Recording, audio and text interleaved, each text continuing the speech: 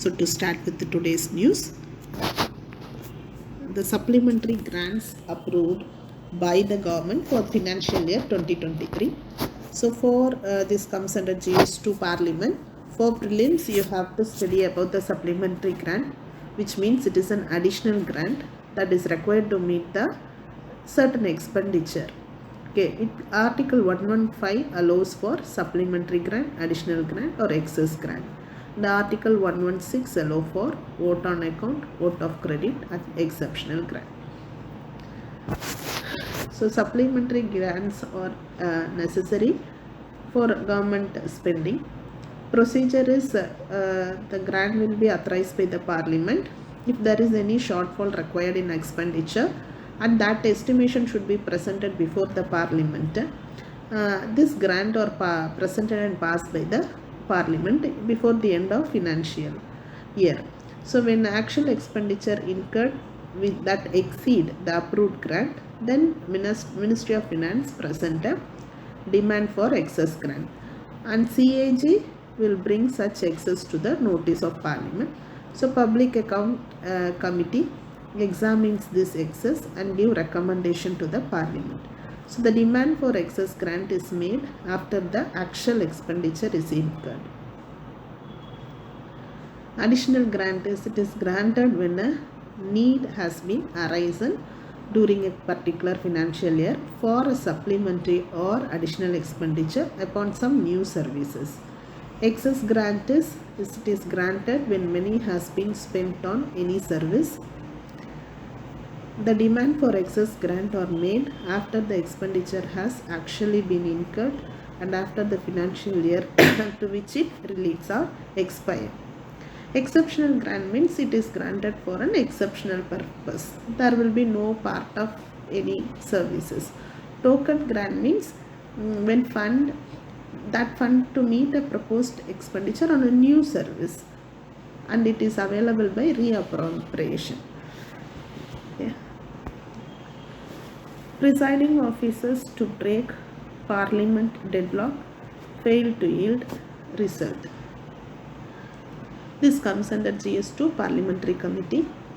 JPC, Joint Parliamentary Committee, which is an ad hoc body that is set up for a given period of time and aimed at addressing a specific issue.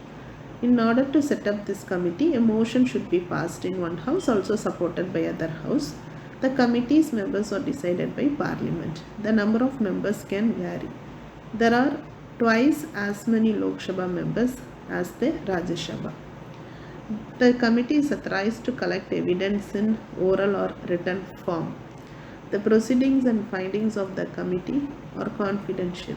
Government can take the decision to withhold a document if it is considered prejudicial. The speaker has the final word in case of dispute arises. Committee can invite interested parties for inquiry and also can summon the people. Committee even dissolve after submission of the report to the Parliament. JPC set up to examine a particular bill presented before the Parliament for the purpose of investigating cases of financial irregularities. And the JPC recommendation have persuasive value, but the committee cannot force the government to take any action because it's all recommendation. Government decide to launch press investigation also.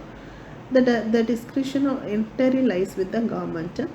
Government is required to report, but government is required to report on the follow-up action, whatever based on the recommendation.